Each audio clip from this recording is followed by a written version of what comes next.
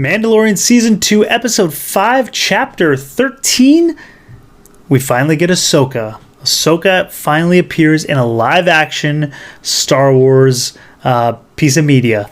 It's something that fans have been waiting for a very long time. She is a favorite character amongst a lot of fans.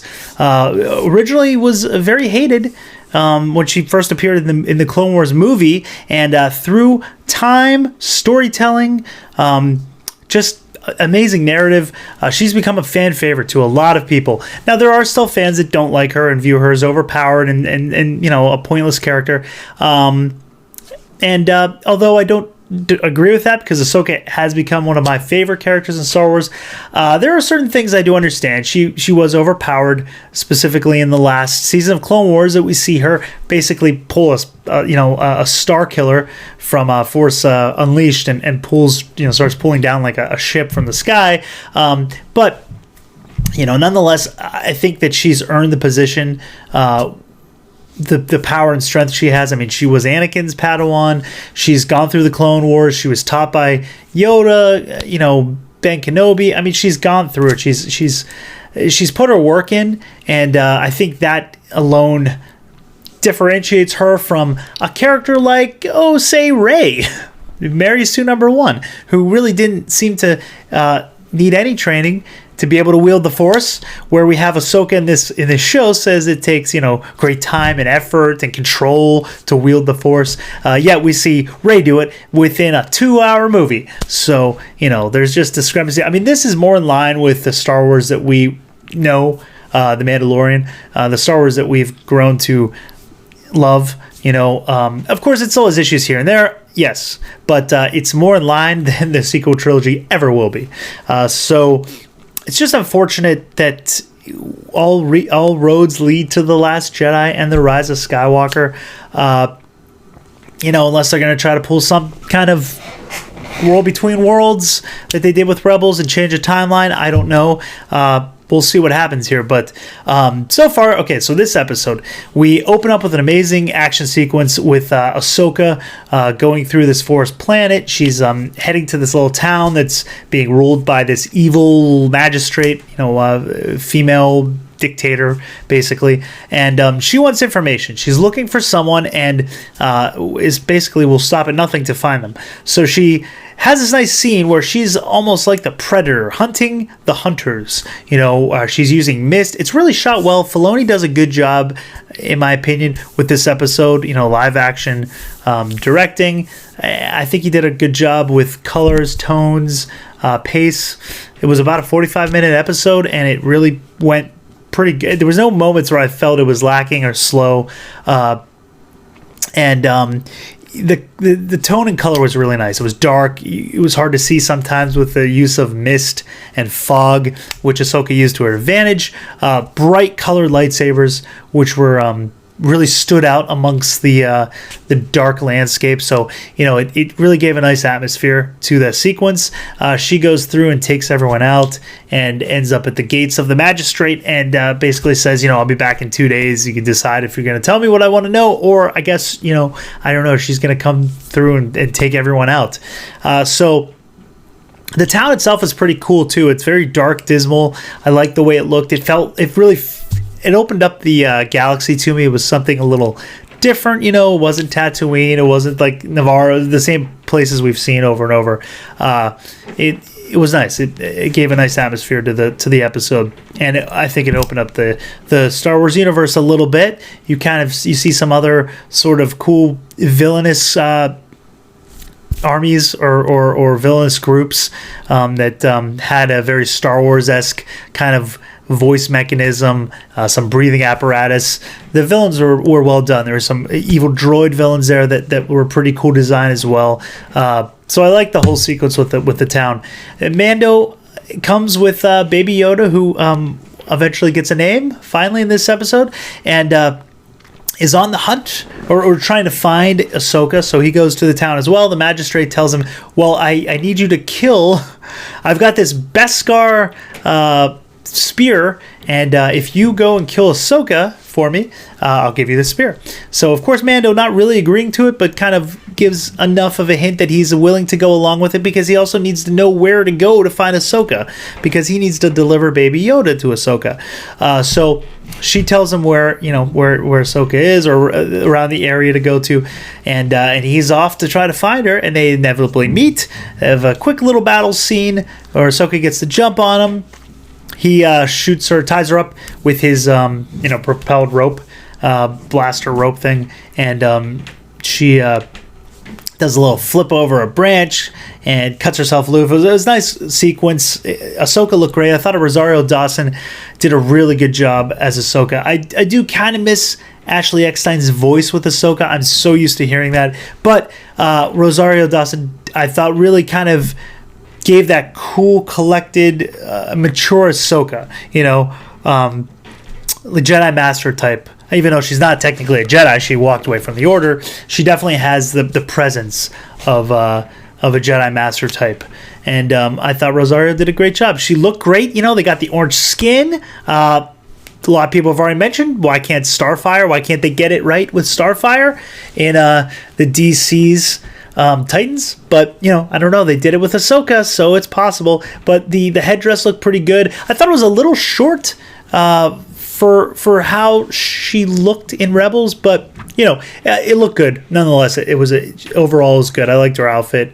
The lightsabers looked great. I hope she comes back. I'm looking forward to seeing more of her. But I am biased towards this episode. I think it's probably my favorite episode so far, but I am biased because I do like Ahsoka a lot. She has won me over the years of Clone Wars and Rebels. There's issues with her. She probably should have died when Vader, with the fight with Vader. It would have been a little more impactful. But we had the whole World Between Worlds thing where Ezra goes into this dimension that's doesn't, it's outside of space and time, and sees her fighting Vader and pulls her out and saves her. That's how we get her back. That's how she's in this. Inevitably, that's how she lived. Ahsoka lived, which is great because, I love Ahsoka, but also from a storytelling point of view, she should have probably died. But, I'm willing to overlook it because I do like Ahsoka. So, it is what it is. So we have them making the deal. She sees Baby Yoda, and they start communicating through the Force.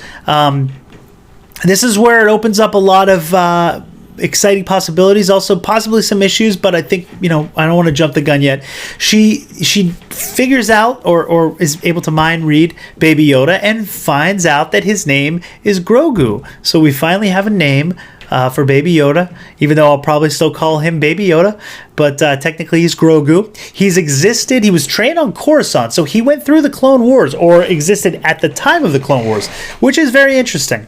This has led to people believing there's a continuity issue here, because Ahsoka is younger, yet she's more trained than Grogu. So, could there be a continuity issue? We don't know exactly. He was trained for a while. He's 50 years old, we know. He was hidden by somebody, so there's a lot of mystery now between who hid Baby Yoda. How did they know? Why did they hide Baby Yoda? Was it Yoda? Was it Yaddle? Because, Ahsoka seemed to forget about Yaddle. She says, I've only known one other of his kind, referring to Yoda. And then the Yoda theme plays in the background, which is really nice. The music, I loved hearing the Yoda theme. Very subtle, just a little bit of it, but it was there. But what about Yaddle? No Yaddle? No love for Yaddle. I think they actually digitally removed Yaddle from the most recent versions of the Phantom Menace because George wanted to keep it mysterious. So, but now with Baby Yoda, it's like, well, I don't know. Maybe Yaddle exists. Maybe Yaddle's who hid Baby Yoda Grogu. We'll see. But I don't know. The continuity issue, we don't know how they mature. Yoda started training Jedi at 100 years old. That's only 50 years older than Grogu, who, is still a toddler. Do they mature? Do they have like an accelerated growth pattern once they hit, puberty? Do they kind of go to adulthood real quick? Was he only trained as much as a toddler would be trained, where Ahsoka naturally aging would, even though in a shorter time span, she's maturing quicker, so she'd be able to learn more. It's possible. We don't know if Yoda or Baby Yoda, Grogu, the race, we don't know how they mature. So maybe he was only taught what a kid, a toddler, an infant, a toddler would be taught, and know more than that. Maybe that's why Ahsoka knows more. Maybe he was frozen in carbonite while he was hidden, and so his age is stunted. He's 50, but if he was in carbonite for 30 years or something, we don't know quite the whole story, but now it does open up to an intriguing possibility of who hit him, why. This. I really wish this had come out before the sequel trilogy. Well, I wish the sequel trilogy didn't exist. This had come out, and then they built the sequel trilogy from this, because they have a lot of possibilities now that they're opening up that is really exciting. Except for the fact that we know in 25 years in the timeline, Force Awakens happens and it's all downhill. That's what's so disappointing with this. If this would have been the fresh start and we had gone from here, oh man, the possibilities would be a lot more exciting, in my opinion. But anyway, so they do have this moment of testing where Ahsoka's kind of doesn't train Baby Yoda, but tests him. She finds out that he is very scared in a way. She says, it says a lot of fear in you, and very attached to Mando, almost like a father figure. Grogu views him as a father figure. So she doesn't want to train him. She's afraid of what happened to Anakin, that could happen again. Now, people have also brought up issues with Ezra. Why was she so okay with Ezra, who also had a lot of fear and attachment issues to his parents? But I would say this. At the time we meet Ahsoka in Rebels, she doesn't know Anakin is Vader yet. She doesn't know that till the end. She kind of senses something, but she doesn't know it till the end. Also, she is not the teacher of Ezra. It's canon. So, she's not exactly responsible for Ezra. And also, he's already trained. He's already been, to a degree, trained. Now, so is Baby Yoda.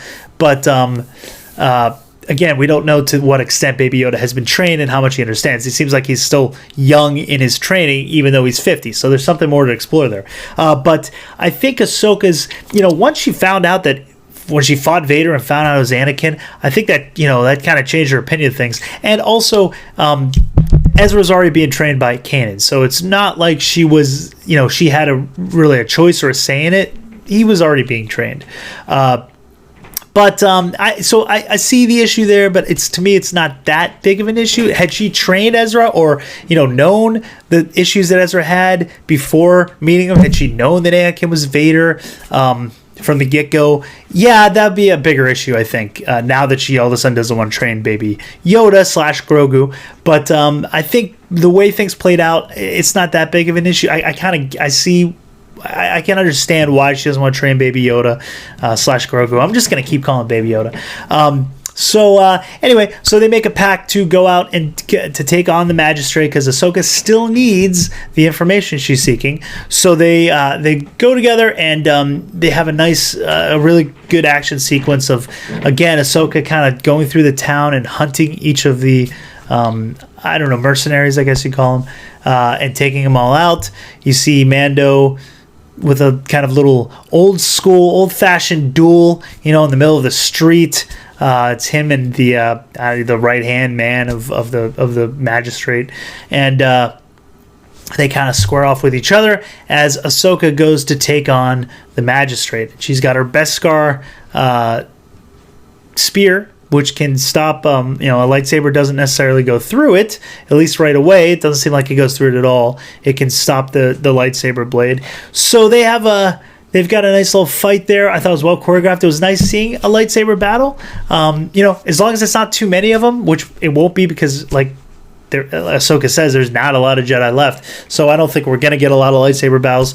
But it was nice seeing the lightsabers in Mandalorian. I don't want a show that's all Jedi. I kind of like the fact that it's not focused on the Jedi. However, having them involved here and there is pretty cool, and I did like seeing the battle.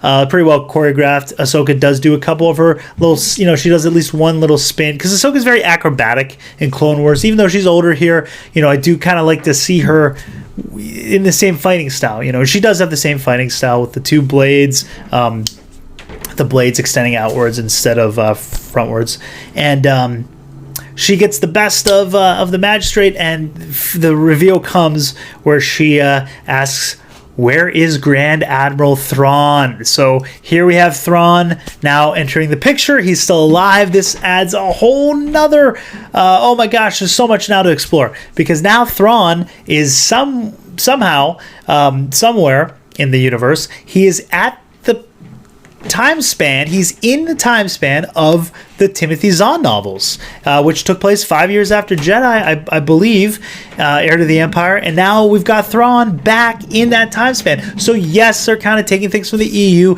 Yes, they're incorporating things that a lot of fans like, and yes, that's going to make a lot of EU fans upset. I know, because sometimes they don't like when they take things. I mean, I'm an EU fan as well. I grew up with the novels, the games, so but I do like Clone Wars, so I'm okay with, as long as they do it right. I didn't like how they did Thrawn in Rebels, very watered down. Hopefully they can, I don't know if we'll see what happens, but hopefully they can enhance his threat, danger factor with the live action portrayal. We'll see. That would be a very important casting, whoever they get to play Thrawn. But that opens up a whole nother can of worms. That means Ezra. Where's Ezra? Sabine? There's so much now they can explore, and we'll see where they take it. I don't know if they're going to even explore that in Mando. That might be an Ahsoka spinoff show. We'll see. I hope that Ahsoka comes back in this season, but I'm not sure. I'm not sure what they're going to do yet with her. We see at the end, she decides not to train Baby Yoda again. She tells Mando that there is a hope that possibly